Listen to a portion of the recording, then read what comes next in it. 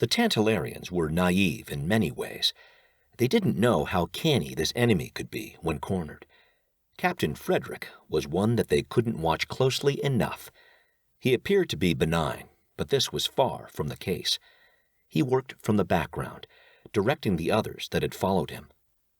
The humans that had contacted Earth with information about Tantalus were not easily subdued. They demanded rights. They made a point of being allowed to return to their quarters one last time to make sure there was nothing important forgotten. They knew that they would never get a chance like this again. The prisoners refused to cooperate with the Tantalarians. When it came time to get into their spacesuits, Captain Frederick led them, as he had in most of the other problems they had given Killen during the trip. During it all, Killen wondered what happened to the man that had once stood beside him as they talked amicably while they watched the building of the Central Hub Complex. Back then, he had struck him as a person who was willing to give as well as get good advice, besides acting on it. His decisions had seemed based on common sense, experience, and the will to fulfill his leadership capabilities. This was no longer the case. "You can't force us to put those on. We aren't going anywhere," Captain Frederick stated as he faced off against the tribunal elder. Killen crossed his arms over his chest and replied, "You have a choice. You can either put on your protective gear and agree to leave peacefully, or I will order the Guardians to fly you down to the surface of the planet dressed as you are." Captain Frederick was tempted to take Killen up on his dare, but one look at the grins on the faces of the Guardians convinced him it would be a poor idea. Killen might not like the idea of following through on his threat, but he would if he had no other choice. The Guardians wouldn't think twice about whether or not they should do as they had been told. They might even get a little enjoyment out of it. What he was sure of was that there wasn't enough oxygen in the Martian atmosphere to allow them to breathe properly during their descent. It was also cold enough to freeze their skin on contact.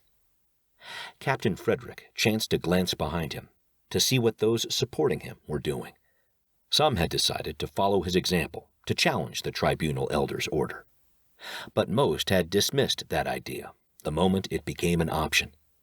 A few looked undecided, but more inclined to follow those who were quickly climbing into their suits.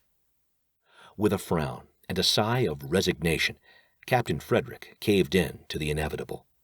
It wouldn't do him any good to fight this. All it would accomplish was to waste valuable time, which was something Killen didn't seem inclined to give them much of. Why? That was what Captain Frederick wanted to know. What was the rush? The Earth ships were only a little over halfway to Mars. That meant that they had months to wait for their arrival. As he thought about this, he had to wonder how they were going to survive. Killen could sense Frederick's concerns, and he was humane enough not to let him worry needlessly. "Where you and your people will be placed, there are a lot of fish. You will have to put a little effort into catching them, but they are there. We will also leave enough food outside of the cavern to help feed your people, in case the fishing proves to be too difficult. Some of the people from Earth have sent along fishing rods with us to give you and your people. They thought you might appreciate them," he informed Captain Frederick. "What about oxygen? There isn't enough in those suits to last until the Earth ships arrive," Captain Frederick replied. "What happens when that runs out?" "The oxygen levels were brought up to the maximum in each suit. We suggest you use it wisely. There are higher oxygen levels in the caverns, so you will be able to walk around without your suits there. You will also find that it is also pleasantly warm under the surface of Mars, despite the outside conditions.